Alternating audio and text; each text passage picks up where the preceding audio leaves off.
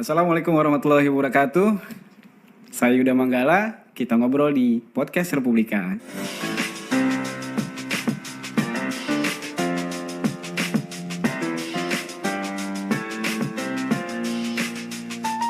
Islam memiliki sejumlah ibadah yang bisa dibilang spesial atau istimewa. Salah satunya adalah sholat Jumat. Bahkan dalam Al-Quran ada salah satu surat yang khusus membahas soal ibadah ini. Namun ada beberapa yang sebenarnya hal menarik yang dimana sebenarnya kan sholat Jumat itu udah ada tuntunannya dan aturannya gitu. Tapi ada beberapa hal yang ternyata yang harus kita hindari ketika sholat Jumat. Misalnya nih ya tadi saya misalnya pernah melakukan misalnya ngecek handphone, saya pernah yang ngobrol sama teman ketika khotbah Jumat itu. Saya sendiri masih belum begitu paham apakah itu boleh nggak ya kalau misalnya ketika kita lagi sholat Jumat, khususnya ketika khutbah Jumat itu sedang berlangsung.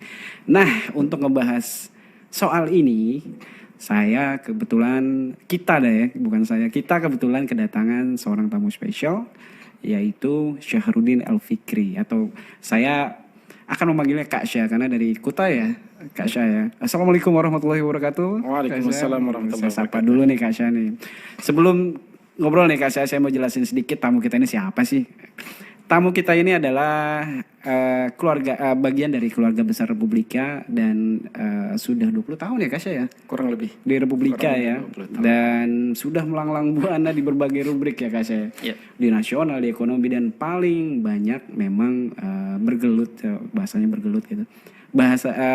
Bergelut di bidang keagamaan, rubrik keagamaan seperti Khasana, Islam Digest, Dialog Jumat ya Kak Syah ya. Yeah.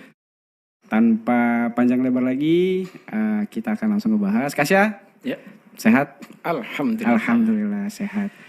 Tadi saya udah ngebuka sedikit nih soal sholat Jumat dan berbagai tuntunannya dan hal-hal yang ternyata ada loh beberapa hal yang mungkin kita anggap simple, tapi ternyata harus dihindari. Sebelum ke situ, ke spesifik itu kayak tadi saya bilang saya main handphone, mungkin Kak Syah bisa jelasin sedikit. Sholat Jumat itu kenapa sih bisa begitu istimewa dan bisa begitu spesial? Oke, terima kasih. Jadi di dalam Al-Quran memang secara spesifik Allah Subhanahu Wa Taala menjelaskan tentang ibadah sholat Jumat. Dan ini juga termuat di dalam surah Al-Jumu'ah, khususnya di surah Al-Jumu'ah tadi ayat ke-9 ya. Bunyinya, A'udzubillahi minasyaitonirrajim, Bismillahirrahmanirrahim. Ya ayyuhalladzina amanu idza nudiya lis-salati min yaumil jumu'ah fas'au ila dzikrillah wa dzarul bai' dzalikum khairul lakum in kuntum ta'lamun. Artinya, hai orang-orang yang beriman, apabila telah nudiya lis-salah, apabila telah dipanggil untuk mendirikan salat atau untuk melaksanakan salat Jumat min yaumil jumu'ah fas'au ila dzikrillah, maka bersegeralah kita untuk pergi ke masjid untuk mengingat Allah Subhanahu wa taala. Kemudian ayat ini dilanjutkan wadarul bai' dan tinggalkanlah jual beli in kuntum ta'lamun. Supaya kita mengetahui bahwa ada makna yang sangat istimewa di dalam ayat ini. Bahwa Allah menegaskan jika kita mengetahui bahwa larangan dan perintah sholat Jumat, karena banyak sekali keistimewaan dan juga beberapa hal yang harus kita hindari ketika sholat Jumat sedang dilaksanakan. Salah satunya tadi adalah tentang sholat Jumat, tentang jual beli. Jual beli. Ya, okay. Kita diperintahkan untuk meninggalkan jual beli. Jadi ketika sudah azan berkumandang atau mungkin secara umum para ulama menyatakan bahwa yang dilarang itu adalah ketika khatib sudah naik mimbar. Maka kita diperintahkan seluruh umat Islam ini, khususnya yang laki-laki, untuk tidak melakukan transaksi jual beli. Jadi kalau sudah ada Allahu Akbar, tutuplah warung, tutuplah toko dan lain sebagainya, bersegeralah ke masjid. Itu ketika azan ya? Iya, ketika sudah azan itu. Fas'au ila dzikrillah, bersegeralah kamu untuk mengingat Allah. Artinya bersegeralah kamu untuk pergi ke masjid, siap melaksanakan ibadah sholat Jumat. Wadarul bai' dan tinggalkanlah jual beli. Nah, ini tadi yang dibahas oleh Mas Yuda ya, bahwa ternyata kan kita melihat kenyataan di lapangan di masyarakat kita, banyak mereka yang ketika khatib sedang berkhutbah, ya ma'asyiral muslimin wa zumratul mu'minin, ternyata jamaahnya asik main handphone. Kemudian ada yang mungkin juga ngobrol sama temannya dan lain sebagainya. Saya kadang suka kayak gitu juga tuh Kak. Sering juga ya. Sering juga. Nah, itu bisa jadi mungkin karena Mas Yuda mungkin belum paham atau mungkin sudah pernah mendengar tetapi mungkin maaf abai apa sebagainya. Ya kita berbaik sangka mungkin mereka belum mengetahui gitu bahwa sesungguhnya ada larangan ketika khatib sudah naik mimbar. Di dalam hadis Rasulullah Shallallahu Alaihi Wasallam bersabda, "Idza qulta li sahibika yaumal jumu'ati ansit wal imamu yaktubu faqad laghawt." Apabila salah seorang di antara kalian berbicara kepada temannya, nih mereka menegur nih, kamu jangan ngobrol, ansit, ya. Diamlah gitu, atau diam, khatib naik. Sementara khatib sedang berkhutbah, faqad laghawt, maka sia-sialah ibadah sholat Jumat kita ini. Nah, berbicara di dalam hadis ini larangannya adalah berbicara. Tetapi kalau di dalam Al-Qur'an tadi adalah bertransaksi jual beli. Jadi ketika ada jual beli tolong dihindari. Jangan sampai ada mau belanja ini, mau beli tisu dan lain sebagainya gitu. Ini sebenarnya dilarang gitu. Hukumnya apa? Para ulama sepakat bahwa transaksi jual beli pada saat khatib telah berada di mimbar sampai dia nanti turun, ya, sampai selesainya itu, maka sesungguhnya transaksi itu haram, ya, bagi laki-laki khususnya, karena yang perempuan kan hukumnya sunnah untuk melaksanakan ibadah sholat Jumat, tapi bagi laki-laki hukumnya haram. Maka kalau laki-laki kemudian melakukan transaksi jual beli, ya mereka tidak akan mendapatkan apa-apa. Sayang, sudah pergi Jumatan, niatnya baik untuk melaksanakan ibadah sholat Jumat, tetapi mungkin nanti dia berbelanja, khatib sudah naik mimbar gitu. Nah, ini justru transaksi ini adalah transaksi yang diharamkan oleh Allah Subhanahu wa taala gitu. Jadi kita mengingatkan pada kesempatan ini sahabat-sahabat kita, saudara-saudara kita, teman-teman kita semuanya, dan juga mungkin keluarga kita, supaya hindari bertransaksi jual beli apapun pada saat khatib telah naik mimbar. Ini awalnya itu seperti apa Kak Syam sampai jual beli ini dibahas secara khusus untuk dihindari saat sholat Jumat gitu? Iya, di dalam sebuah riwayat disebutkan bahwa di Madinah ketika Rasulullah Shallallahu Alaihi Wasallam sedang berkhutbah, tiba-tiba ketika beliau sedang berkhutbah ini datang sekelompok kabilah, yang kabilah ini pedagang gitu. Kemudian mereka menawarkan dagangannya. Nah, sahabat Rasulullah yang telah berada di dalam masjid kemudian begitu mendengar ada kabilah yang menawarkan dagangannya, ini berduyun-duyun mereka keluar. Tersisa 12 orang. Rasulullah meneruskan khutbahnya sampai kemudian selesai dan beliau kemudian bersabda, seandainya tidak ada 12 orang yang berada di dalam masjid ini, maka umat Islam ini akan celaka. Ini menjadi peringatan bagi kita bahwa bertransaksi jual beli saja yang seandainya tadi tidak ada orang yang mau mendengarkan khutbahnya Rasulullah pada saat itu, maka umat Islam akan celaka. Ini kan sangat mengkhawatirkan. Bahkan kalau misalnya kita mencontohkan umat kaum Yahudi yang diperintahkan oleh Allah untuk melaksanakan ibadah sholat pada hari Sabtu, dan ternyata mereka menggeser supaya dipindahkan. Kenapa? Karena pada hari Sabtu itu mereka yang bekerja, beraktivitas sebagai nelayan, mereka melaut, ikan justru paling banyak pada hari Sabtu. Pada hari yang lain tidak ada. Maka mereka meminta kepada nabinya pada saat itu, supaya nabinya ini berdoa kepada Allah, tolong dong digeser sholatnya. Jangan di hari Sabtu, ke hari Ahad, hari Senin atau yang lainnya. Pokoknya jangan di hari Sabtu. Nah, berkali-kali diingatkan, ternyata mereka masih tetap membangkang. Akhirnya kaum Yahudi ini, mereka diazab oleh Allah dan mereka dikutuk oleh Allah menjadi kera yang hina.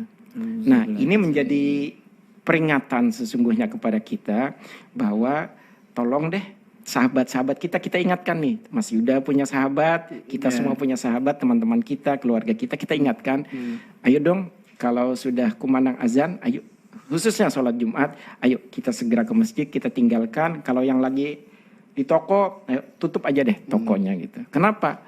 Ini contoh nih. Saya pernah di Jawa Timur.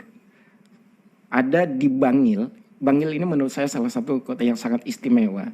Karena pada hari Jumat itu toko-toko di sana tutup kalau hari Jumat.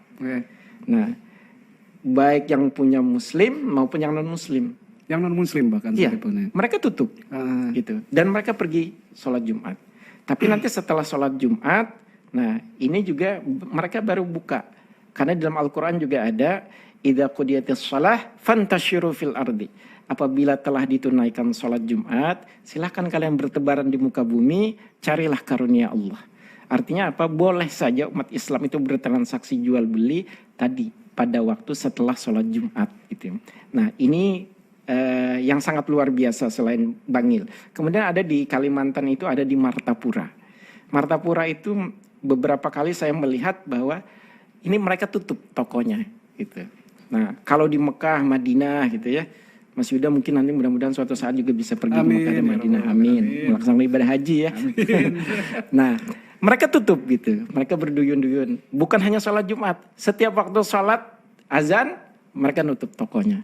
Mereka tinggalkan. Tapi kalau untuk jual beli sendiri nih agak menarik. Apakah memang dikhususkan untuk sholat Jumat saja perintah itu? Kalau ayat ini tadi secara spesifik adalah pada saat sholat Jumat. Artinya bertransaksi. Nah bertransaksi ini kan macam-macam nih kita ini. Apalagi kalau sekarang mau berbelanja itu online misalnya. Nah, kita akhirnya pakai online saja deh gitu.